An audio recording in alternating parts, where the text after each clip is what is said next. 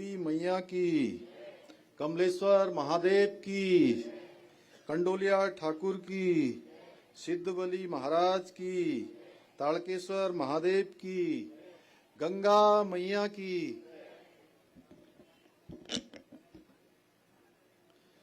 श्रीनगर में सहकारिता मेला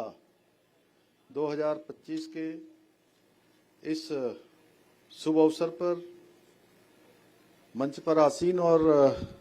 आप सबके बहुत ही प्रिय विधायक और प्रदेश के अंदर ऐसे मेलों की पूरी श्रृंखला का संयोजन करने वाले सहकारिता, स्वास्थ्य, शिक्षा विभाग के मंत्री आदरणीय डॉक्टर धन सिंह रावत जी, भारतीय जनता पार्टी के जिलाध्यक्ष भाई कमल किशोर रावत जी,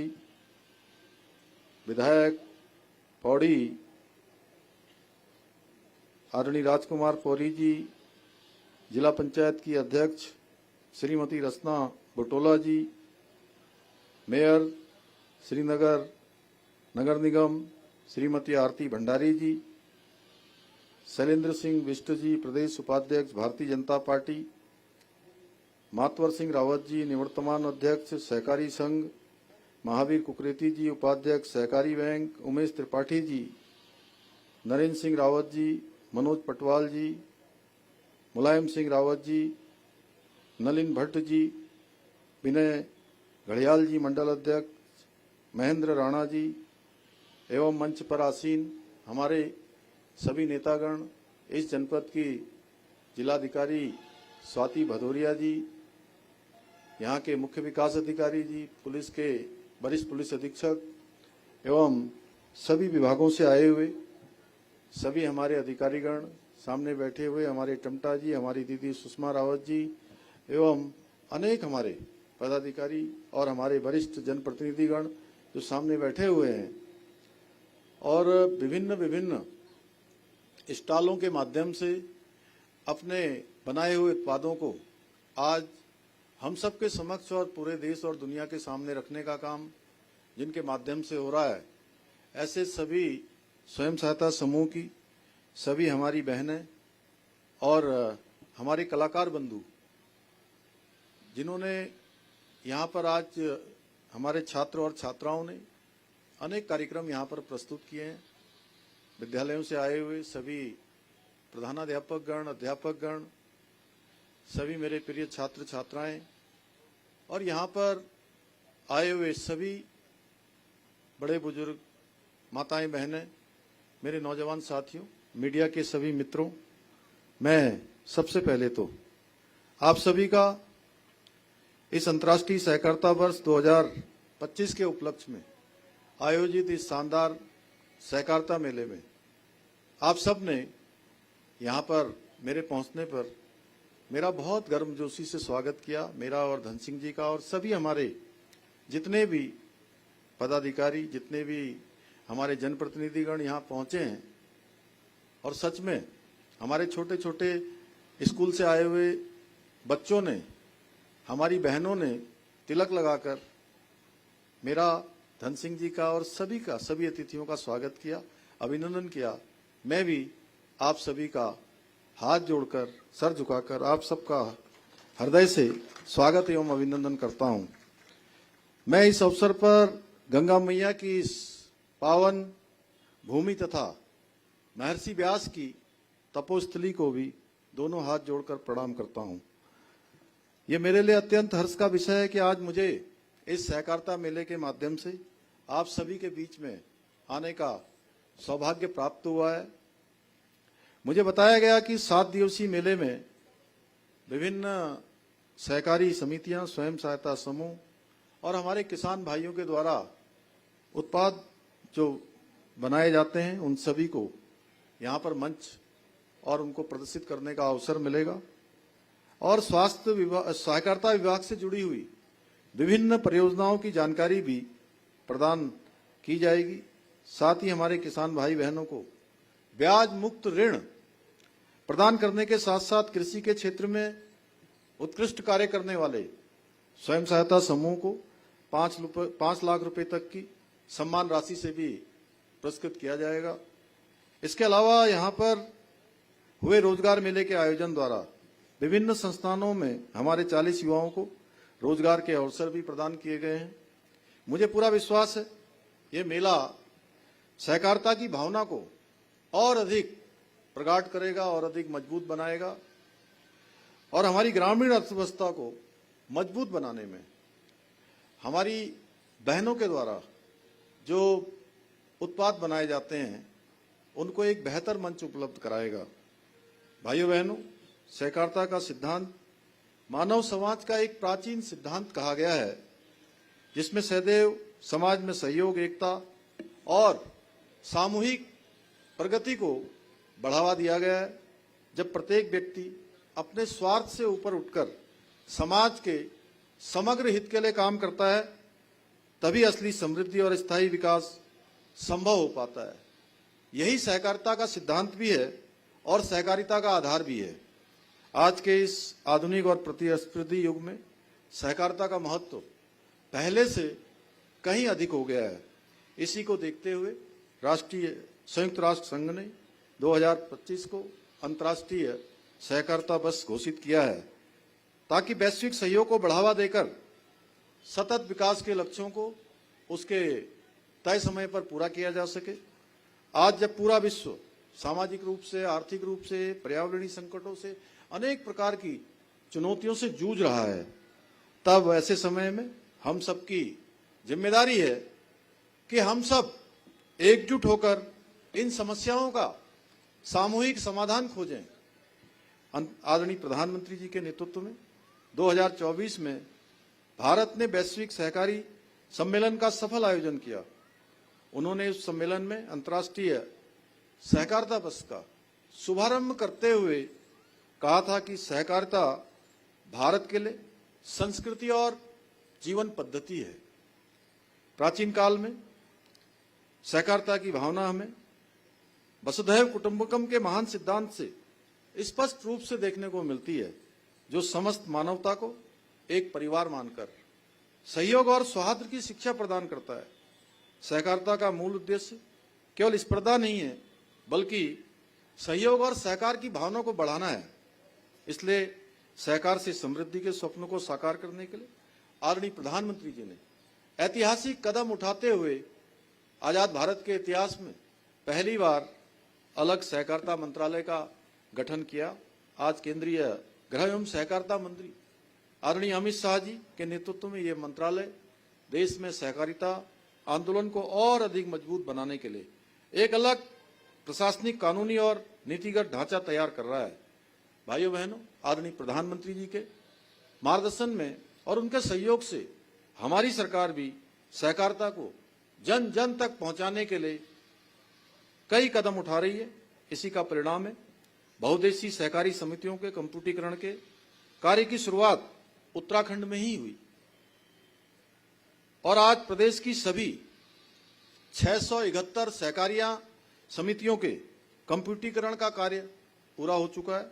ये समितियां अब पूरी तरह से डिजिटल माध्यम से कार्यरत हैं, जिससे हमारे किसान ऑनलाइन सुविधा से जुड़कर इनका लाभ उठा पा रहे हैं। इसके अतिरिक्त आज हमारी 24 समितियां जन औषधि केंद्र के रूप में भी कार्य कर रही हैं, जहां ग्रामीण जनता को सस्ती और गुणवत्तापूर्ण दवाइयां मिल रही हैं। साथ ही 640 समितियों को कॉमन सर्विस सेंटर CSC के रूप में भी विकसित किया गया है। अब ये समितियां केवल ऋण देने तक ही सीमित नहीं है, बल्कि बीमा, पेंशन, बिजली के बिल भुगतान, आधार सेवाएं सहित अनेक डिजिटल सुविधाएं भी प्रदान कर रही हैं। इसके अतिरिक्त मुझे बताया गया कि 13 जिलों की कुल 5,511 समितियों में से 3,838 समितियों का डेटा राष्ट्रीय सहकारी डेटाबेस पर भी अपलोड कर दिया गया है। इससे सारी जानकारी हमारे सामने एक ट्रांसपेरेंट तरीके से, पारदर्शी तरीके से उपलब्ध रहेंगी। इतना ही नहीं, हमारी सरकार ने 2023 से अब तक 800 नए पैक्स, 248 नई डेयरी समितियां और 116 मत्स्य समितियां गठित की हैं। उत्तराखंड सहकारी संघ द्वारा मिलेट मिशन योजना के अंतर्गत, जहां गत वर्ष किसानों से मंडवा की खरीद, इसकी एमएसपी 42.90 रुपए प्रति किलो की दर से की गई थी। वहीं इस वर्ष किसानों को और अधिक लाभ पहुंचाने के लिए इसमें बढ़ोतरी करके मंडवा की खरीद 48.86 रुपए प्रति किलो की दर से की जा रही है। यही नहीं, हमारी सरकार द्वारा पंडित दीनदयाल उपाध्याय किसान कल्याण योजना के अंतर्गत एक और किसानों और स्वयं सहायता समूह को पशुपालन, दुग्ध व्यवसाय, मछली पालन, फूलों की खेती जैसे कृषि कार्यों हेतु 5 लाख रुपए का ऋण, ब्याज मुक्त ऋण उपलब्ध कराया जा रहा है। वहीं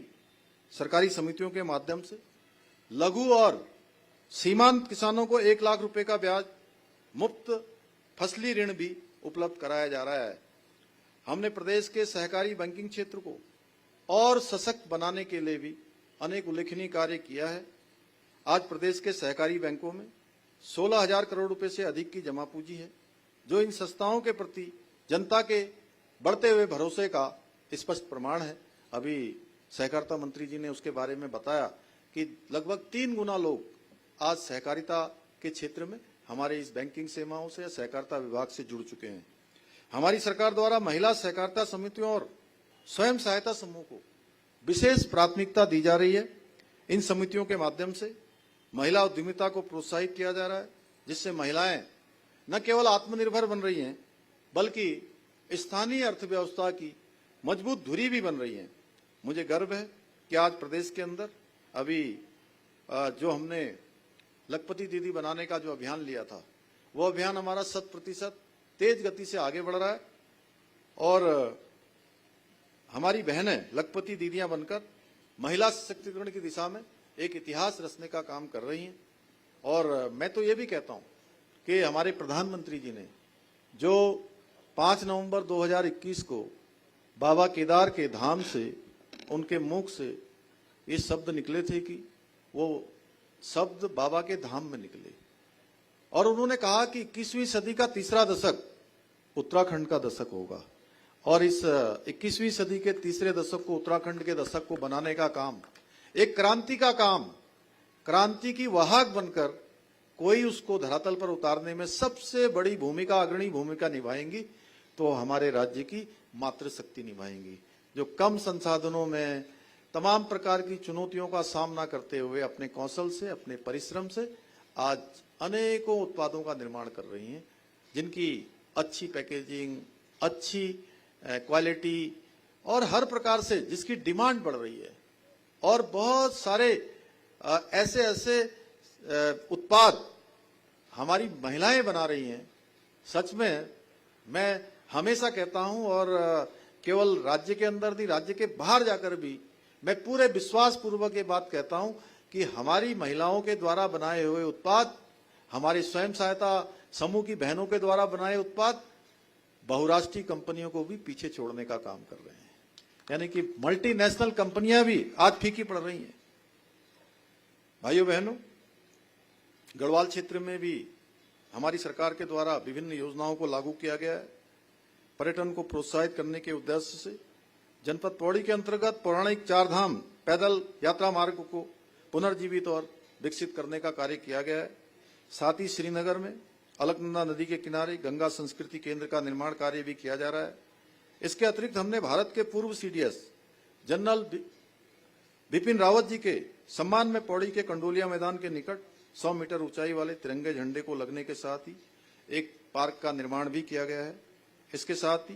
ट्राइडेंट पार्क निर्माण, पुराने कलेक्टर भवन को हेरिटेज भवन के रूप में विकसित करना, धारी देवी पैदल मार्ग का निर्माण, श्रीनगर में गोला पार्क का सौंदर्यीकरण कार्य जैसे ऐसे विभिन्न विकास परियोजनाओं का कार्य किया गया है। भाइयों बहनों, हमारी सरकार उत्तराखंड के सांस्कृतिक और डेमोग्राफी को संरक्षित रखने के लिए भी संकल्पित होकर कार्य कर रही है। हमने जहां एक और प्रदेश में सख्त धर्मांतरण रोधी कानून, सख्त दंगा रोधी कानून लागू किया है, वहीं लैंड जिहाद, लव जिहाद और थूक जिहाद जैसी घृणित मानसिकताओं के खिलाफ भी कठोर कार्रवाई सुनिश्चित की है। हमने प्रदेश में लैंड जिहाद के खिलाफ कार्रवाई करते हुए 9,000 एकड़ से भी अधिक सरकारी भूमि को लैंड जिहादियों से मुक्त कराया है। इसके साथ ही 250 से अधिक अवैध रूप से संचालित होने वाले मदरसों को सील करने के साथ ही 500 से अधिक अवैध संरचनाओं को भी हटाया है। इतना ही नहीं, हाल ही में हमारी सरकार ने राज्य में नया कानून लाकर मदरसा बोर्ड को भी समाप्त करने का निर्णय लिया है। इसके साथ ही हमारी सरकार ने राज्य में सनातन संस्कृति को बदनाम करने वाले पाखंडियों के विरुद्ध ऑपरेशन कालनेमी के माध्यम से सख्त कार्रवाई हम कर रहे हैं। इसके अतिरिक्त हमने जो 2022 के आम चुनाव में हमारे प्रधानमंत्री श्री नरेंद्र मोदी जी के नेतृत्व में उत्तराखंड की जनता के सामने अपना संकल्प और वचन प्रस्तुत किया था कि हमारी सरकार के गठन होते ही हम राज्य के अंदर समान नागरिक संहिता का कानून लागू करेंगे। भाइयों बहनों, मुझे आप सबको बताते हुए खुशी हो रही है कि उत्तराखंड देश का पहला राज्य बन गया है जहां रहने वाले हर एक व्यक्ति के लिए, हर एक पंथ के लिए, हर एक समुदाय के लिए, हर एक वर्ग के लिए अब एक समान कानून देवभूमि उत्तराखंड में देश में सबसे पहले लागू हो गया है। भाइयों बहनों, हम सभी जानते हैं पूर्ववर्ती सरकारों के समय में अभी धन सिंह जी ने बहुत कम शब्दों में गागर में सागर भरने का काम किया। वो मुझे घड़ी दिखा रहे थे कि 2.5 मिनट में उन्होंने अपनी बात रख दी और 2.5 मिनट में उन्होंने थोड़ा सा उसको संदर्भित किया कि नकल माफियाओं के बारे में। पहले की सरकारों के समय में नकल माफियाओं द्वारा हमारे बच्चों के साथ, हमारे युवाओं के साथ, उनके भविष्य के साथ खिलवाड़ किया जा रहा था। हमने भर्ती प्रक्रिया को पारदर्शी और नकल विहीन बनाने के लिए और नकल माफियाओं पर अंकुश लगाने के लिए देश का सबसे कठोर नकल विरोधी कानून लागू किया, जिसका परिणाम हुआ पिछले 25 वर्षों का रिकॉर्ड तोड़ते हुए पिछले 4 वर्षों में 25,000 में अभी तक के जो हम प्रमाण पत्र दे चुके हैं, लोगों को नियुक्ति पत्र प्रदान कर चुके हैं। और अभी कल हमारा 1500 लोगों को कल हम नियुक्ति पत्र और देने वाले हैं। कल का कार्यक्रम है, मैं और धन सिंह जी उसमें रहने वाले हैं, तो ये संख्या हमारी 26,500 पहुंच जाएगी। तो इतनी नौकरियां प्राप्त करने में हमारे युवाओं ने उनको सफलता प्राप्त हुई है। साथ ही हमने नकल माफियाओं पर सख्त कार्रवाई करते हुए 100 से अधिक नकल माफियाओं को जेल की सलाखों के पीछे पहुंचाने का भी काम किया है। एक समय आपने देखा होगा, यही हमारे इसी पौड़ी जनपद से 2002 में जो पटवारी भर्ती में घोटाला हुआ था, उस समय के तत्कालीन जिलाधिकारी को यहां से हटाना पड़ा था। उसके बाद यूके SSS के जो चेयरमैन और उनके तमाम उसमें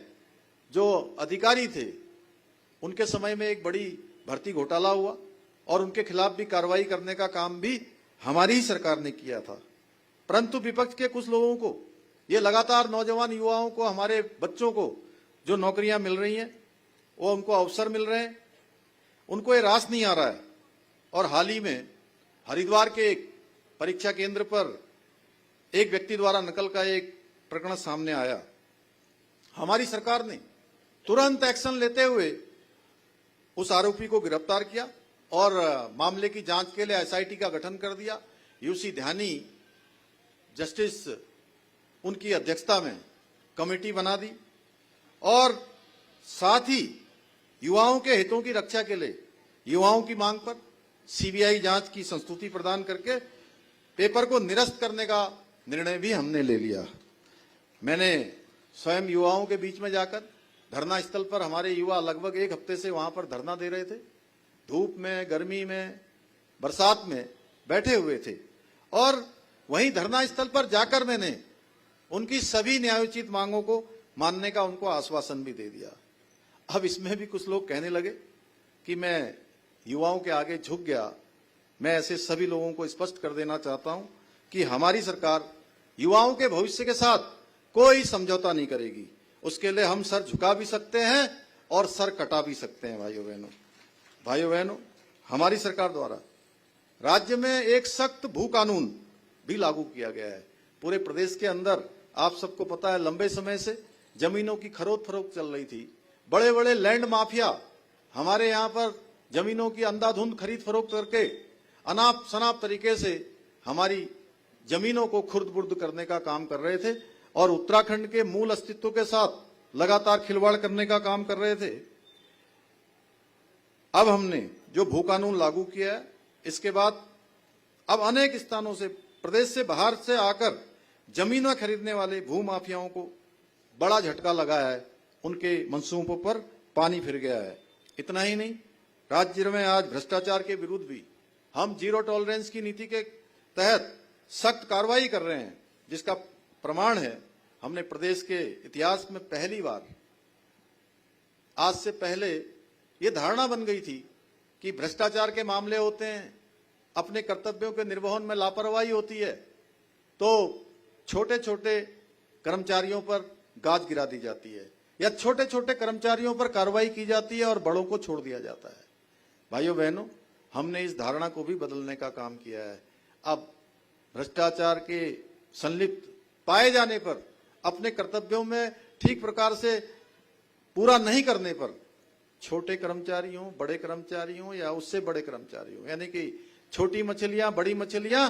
या भ्रष्टाचारी रूपी मगरमच्छ भी होंगे तो उनको भी नहीं छोड़ा जाएगा। और प्रदेश के इतिहास में पहली बार हमने आईएएस, पीसीएस स्तर के अधिकारियों सहित बीते वर्षों में 3 वर्षों में 200 से भी अधिक भ्रष्ट अधिकारियों और कर्मचारियों के खिलाफ कार्रवाई की है। भाइयों बहनों, पिछले दिनों आदरणीय प्रधानमंत्री जी ने हमारे सभी देशवासियों से आह्वान किया है कि स्वदेशी के अधिक से अधिक उत्पाद खरीदें, अपनी दिनचर्या की लिस्ट बनाएं और उसमें आप स्वयं चेक करें कि पूरे दिन भर में आप जिन जिन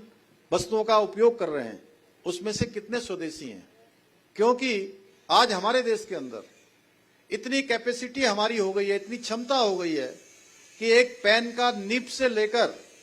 अंतरिक्ष यान तक हमारे देश के अंदर बन रहा है। तो ऐसे में हम सब स्वदेशी उत्पादों को ही अधिक से अधिक उपयोग करें, जिससे कि आत्मनिर्भर भारत की दिशा में हमारा संकल्प और सशक्त हो सके और हमारे छोटे छोटे स्थानीय जो कारीगर हैं, उद्यमी हैं, स्वयं सहायता समूह की हमारी बहनें, वो भी सशक्त होंगी और हमारा आत्मनिर्भर भारत का संकल्प भी सशक्त होगा। मुझे पूरा विश्वास है आप सभी आदरणीय प्रधानमंत्री जी के इस आह्वान को एक जन आंदोलन का रूप देकर न केवल स्वयं को सशक्त बनाएंगे बल्कि उत्तराखंड को भी आत्मनिर्भर और देश का अग्रणी राज्य बनाने के हमारे विकल्प रहित संकल्प को साकार करने में अपना योगदान देंगे। भाइयों बहनों, अभी